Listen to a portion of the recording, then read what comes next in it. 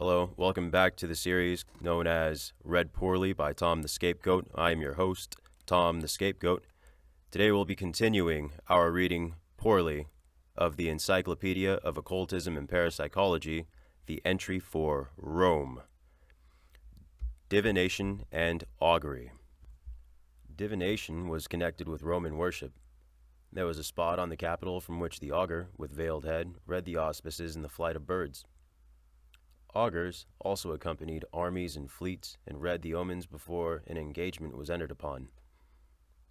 Divination was also practiced by reading the intestines of animals, by dreams, by divine possession, and in the case of the oracles, when prophecies were uttered. These had been gathered together in the Sibylline books and were consulted as oracles by the state. With the worship of fortune were connected the lots of Praeneste. The questions put to the goddess were answered by means of oaken lots a boy drew from a case made of sacred wood. The fortune tellers also used a narrow-necked urn that, filled with water, only allowed one lot at a time to rise.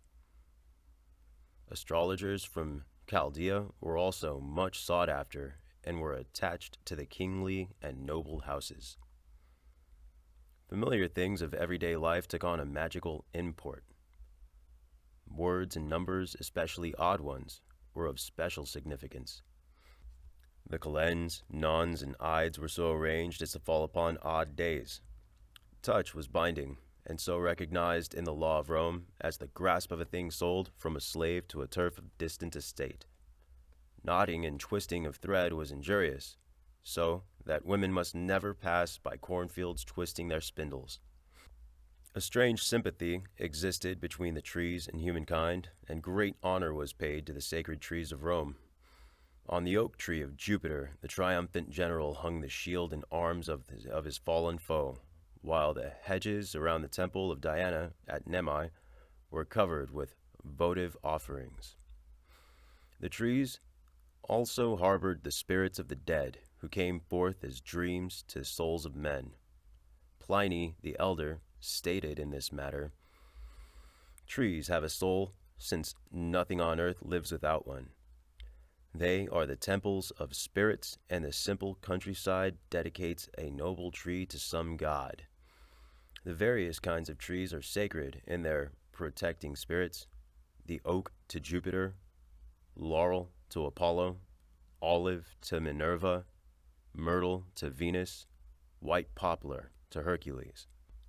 These trees, therefore, partook of the nature of their presiding spirits, and it was desirable to bring about communion with their magical influence, as in the spring, when the laurel boughs were hung at the doors of the flamens and pontiffs, and in the temple of Vesta, where they remained hanging until the following year. Trees and their leaves were also possessed of their healing and purifying value. Laurel was used for the latter quality after triumphs, when the spears and javelins of legionnaires were wreathed with its branches to purify them from the blood of the enemy. Man himself had a presiding spirit, his genius, each woman her Juno, and the Saturnalia was really a holiday for this other self. The Roman kept his birthday in honor of his genius. He would offer frankincense, cakes, and unmixed wine on an altar garlanded with flowers while making solemn prayers for the coming year. Cities and villages had their genii. Beliefs about death. Death was believed to be the life and soul enticed away by revengeful ghosts.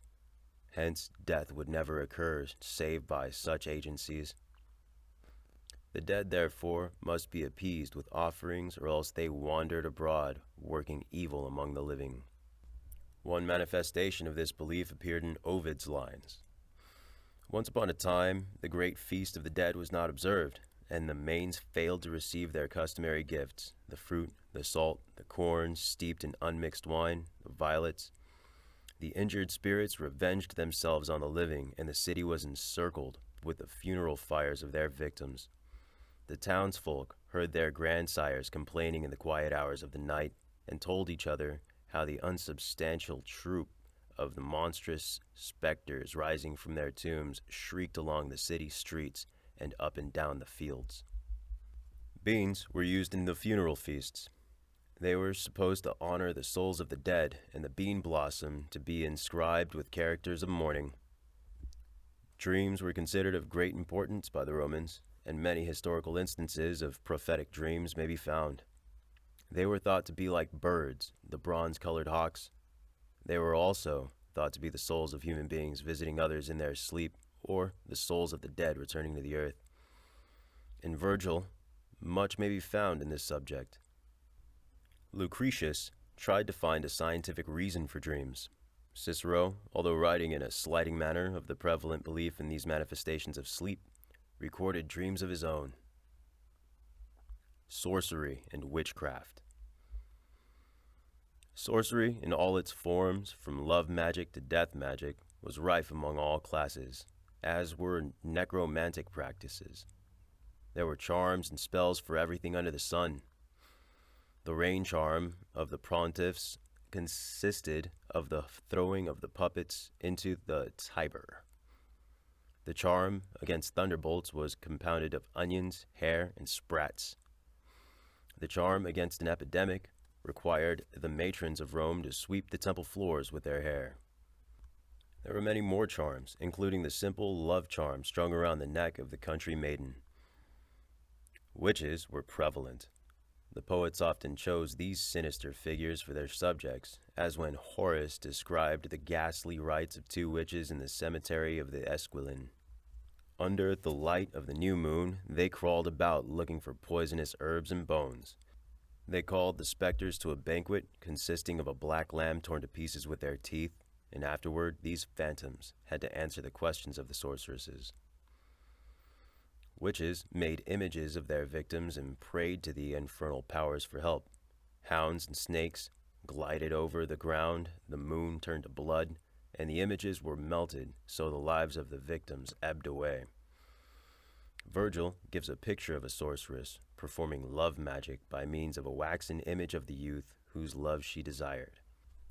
Lucan, in his Pharsalia, discusses Thessaly, notorious in all ages for sorcery, and drew a terrific figure of Erichtho, a sorceress of illimitable powers, one whom even the gods obeyed, and to whom the forces of earth and heaven were bond slaves. Both Nero and his mother, Agrippina, were reported to have had recourse to the infamous arts of sorcery, while in the New Testament may be found testimony as to these practices in Rome. The attitude of the cultured class towards magic is illustrated by an illuminating passage to be found in the writings of Pliny the Elder. He states, "The art of magic has prevailed in most ages and in most parts of the globe. Let no one wonder that it has wielded very great authority insomuch as it embraces three other sources of influence. No one doubts that it took its rise in medicine and sought to cloak itself in the garb of a science more profound and holy than the common run. It added to its tempting promises the force of religion, after which the human race was groping, especially at this time. Further, it has brought in the arts of astrology and divination, for everyone desires to know what is to come to him and believes that certainty can be gained by consulting the stars. Having in this way taken captive the feelings of man by a triple chain, it has reached such a pitch that it rules over all the world, and in the east governs the King of Kings." I hope you've enjoyed reading poorly out of the Encyclopedia of Occultism and Parapsychology, the Rome entry, with me, Tom the SCAPEGOAT. I decided not to do the Ryan Dawson books because I'm just not going to be good enough to do them. They're very dense, information-packed, and like Dawson's writing style is exactly like his talking style. And I just don't, I'm not an actor, or a voice actor or anything like that. I just don't want to do that. It's best to go to ancreport.com and check out his articles, videos, and if he still has them, old threads. And, just go enjoy the truth that guy has to tell you. It's all economics, foreign policy, international relations. It's all good shit. Look up True Diltom, Truediltom. That'll be cool and worth doing. I think the next recording is going to be a music piece because I'm good enough at the software now to try and make songs. So I'll just be in here fucking playing guitar and singing a little bit. I hate playing guitar and singing. I'm a drummer. I hate playing guitar and singing. I hate it. But I'm gonna do it. And then after that, we'll be getting into Mitchell Heisman's Suicide Note, because that is 1,500 fucking pages of nihilism, and it's going to take me forever to finish it at 15 minutes apiece. But once I get rolling in that, it's going to be fucking nice. You guys are going to really enjoy it. It's pretty sick. So thanks for kicking it with me. This has been the series Read Poorly by Tom the Scapegoat.